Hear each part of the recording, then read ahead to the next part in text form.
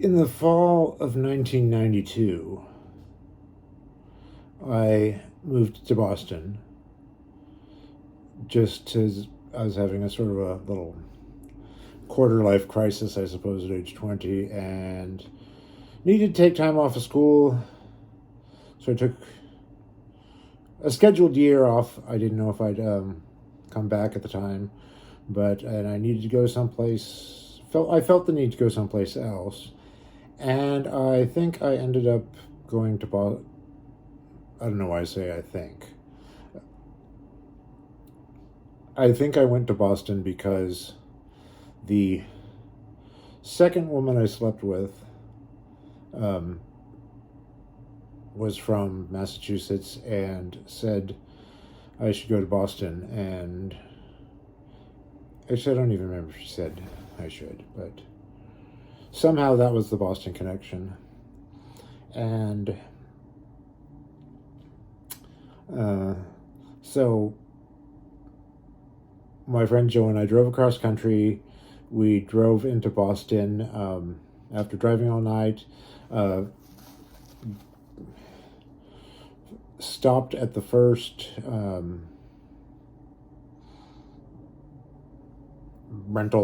apartment rental people I could find, and we could find, and rented the second apartment we looked at, just because we needed a place to crash, and that seemed easier than paying for some kind of room at the Y or whatever until we found something else. So crashed, slept all day. That first night we walked down to Newbury Street. We went to I have strangely specific memories of some of these things. Like, I remember when we walked to Newbury Street from our place in Somerville, and we went to Coffee Connection, and there was a guy there with a t-shirt from the Jim Rose sideshow. And at the time, technically there was internet, but most people didn't have it or know what it was. In those pre-internet days, to know about some kind of cultural thing like that was kind of special. You could be like, oh, I've heard of them, and then you were, that was enough of a connection to actually sort of make some comment about. Had coffee, ended up going home, went to sleep. The first full day, I got up, I went to Newbury Street. I don't even know how I got there at this point. If I knew that the train would take me, I would have had to transfer trains if I did it that way. Somehow, I made it to Newbury Street because it was the one place I knew. I had this full day. I actually got. I had piercings in my ears. I got an extra one in each ear at a place there. In pain from that, I went to Espresso Royale Coffee, which became my sort of hangout place after there. It was just a cafe. I liked the style, I liked the coffee. And this woman that I'd seen earlier in a used clothing store on Newbury Street came in. The place was really crowded. I had a table. I gestured that she could sit there. We ended up talking, and then I ended up walking with her back to Cambridge, I guess, where she lived, presumably. And it was a cool day. You meet someone, you have a conversation, and all that. And once I was in Harvard Square and she went off to do whatever she did, I went into McIntyre and More Books, which at the time was on Mount Auburn Street. I was trying to remember the name of this street that was. Turns out that that bookstore no longer exists and had two different locations after it was on Mount Auburn Street in Harvard Square. So, and here's I'm getting to the point of the story. At McIntyre Moore Books, I saw a copy of the book version of Swimming to Cambodia by Spalding Gray. I loved that movie. I loved Spalding Gray. It just really spoke to me. But I chose not to get the book. I thought about getting the book, and I did not get the book at that time. I went back out into the Cambridge night, and not directly after leaving the bookstore, but not that long after. And again, I picture it being on Mount Auburn Street, same street. I'm walking towards Mass Avenue. A man and a woman are walking the other way. And I think, that's Spalding Gray. And I look back and I say, Spalding Gray? And he turns and he looks at me with this look like, how could someone recognize me? As though he didn't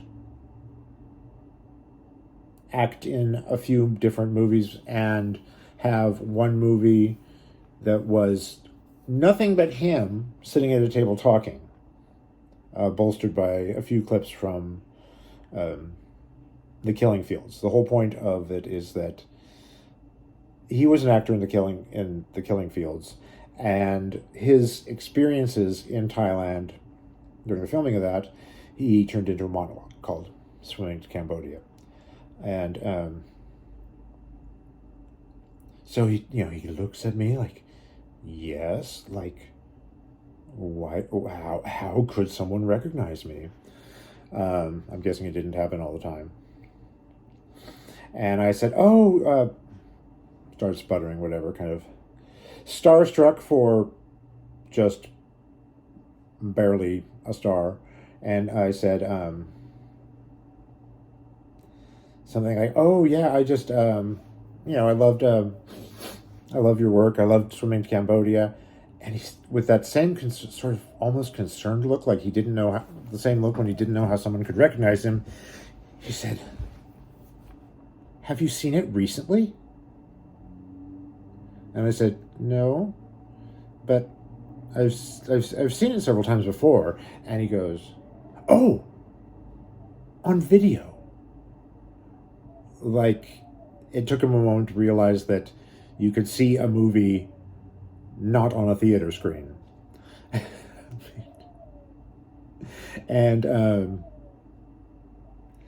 I stammered out a couple more things. I said, "Oh, I just, moved here. I just, was walking down the street and saw you." And I don't even know what I said. But we went on our way. And each went on our way. I thought, like, wow, I can't remember if I told him that I'd just seen the book at the bookstore, but I was thinking, like, wow, if I'd bought that book, I could have had it signed or whatever. And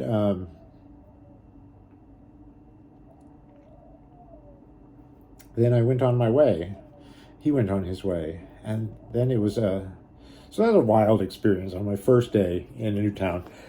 And I see someone that I really admired like that, just on the street. And someone that not everyone would recognize.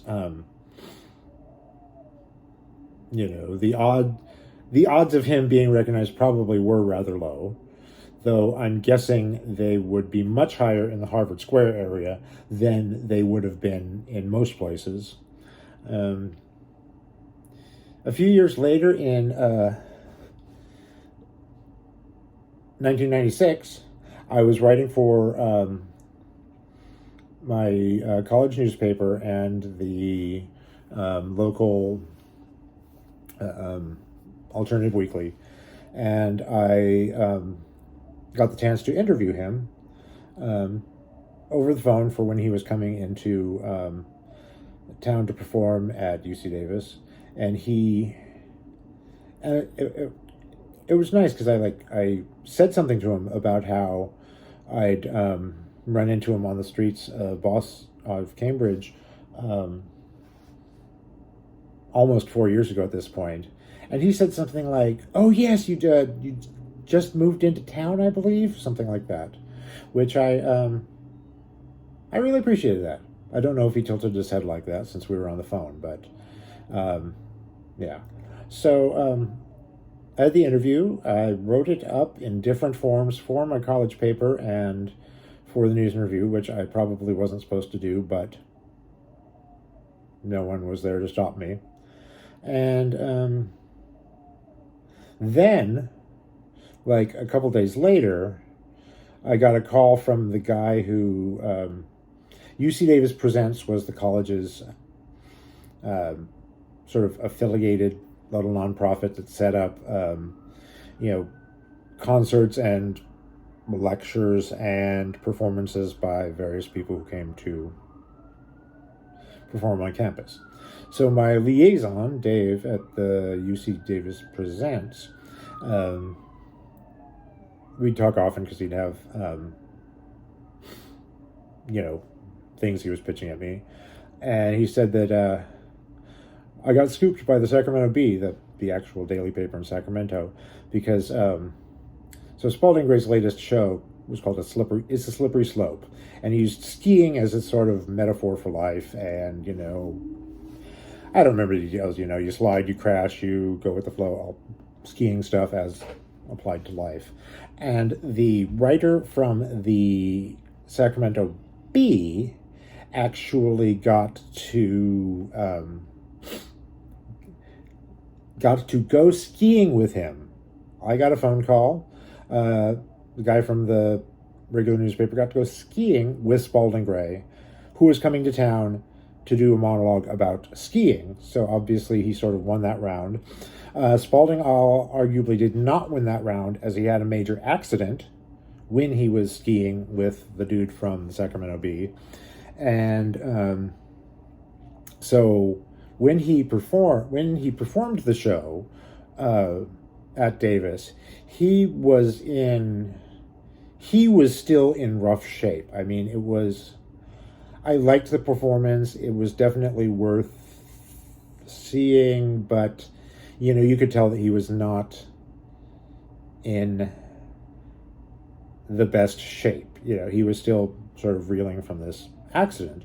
But, I guess you could say it added something to a video about skiing. And I actually saw him outside the performance before he went in, and I was able to say hi to him and thought, like, oh, I could have brought a book by him to get signed this time, and I didn't. But at the same time, once you've sort of met and talked to people like that, getting an autograph feels much less meaningful. As I said, we saw the show. It was good. We met him. It was nice, and then, so that was 1996. Cut ahead to 2004. It was early 2004. I had recently had kind of a breakdown and gotten diagnosed with depression, which in retrospect, it would have been obvious to see, yes, that was my problem. I was having, a major depressive episode. At the time, before you're able to attach that word to it, you just sort of think that life is terrible and I am terrible and everything is terrible and that's why I'm suffering. And then you get this name depression and like, oh, okay, this is a thing that other people have dealt with.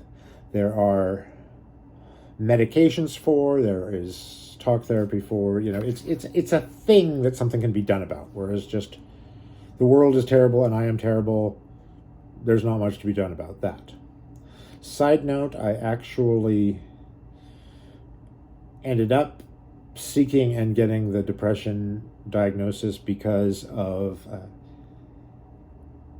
people say it's terrible that prescription drugs are able to advertise on TV and whatnot. Ask your doctor about. And in a lot of ways, I agree with that. But for me, I got on the road to diagnosis of depression because Zoloft had a big ad campaign with the Zoloft blob. This sad little sort of oval thing, a little blob with a face that would hop around feeling very sad until it got Zoloft, and then hopped around feeling very happy. And this little blob just broke my heart. I was like, oh my God, like this is just the tragedy. And then I'm like, why am I, sympathizing so hard with this little blob? Maybe it's depression. And I went and I made some kind of phone call, and they set me up with, I got set up with a therapist that worked with Kaiser. I can't remember if I saw a doctor before that. After working with him for a little, it was, the sort of brief cognitive behavioral thing where he tried working on, and I got some benefit after a few sessions, but I also decided to go for medication, and I was given Prozac, and it really, helped. But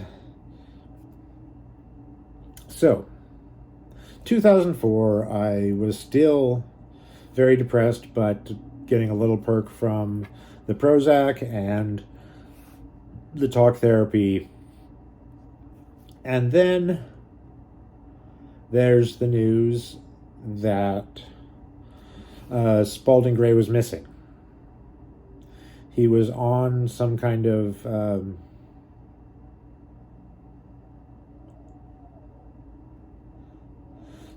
boat in the river, the kind of like a little river cruise kind of thing. And apparently he walked off the end. They found his body a few days later. And this really felt crushing to me. Partly, I felt like I'd lost not only an artist that I enjoyed and identified with, but had met, had talked to, had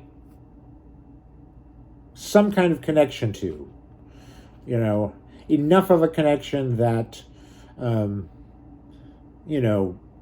it would count if I wanted to work him into a game of, 6 Degrees of Kevin Bacon. Side note, he gave me 2 steps to the Dalai Lama, because I interviewed him. He interviewed the Dalai Lama for, I believe, Tricycle Magazine. And so, so it's practically like I know the Dalai Lama. But, so, still depressed me reads that a sort of culture hero of mine, I don't use the word hero much, but I think he would count. He expressed himself and created art in a way that really touched me and was pretty successful about it. He got a movie by Jonathan Demme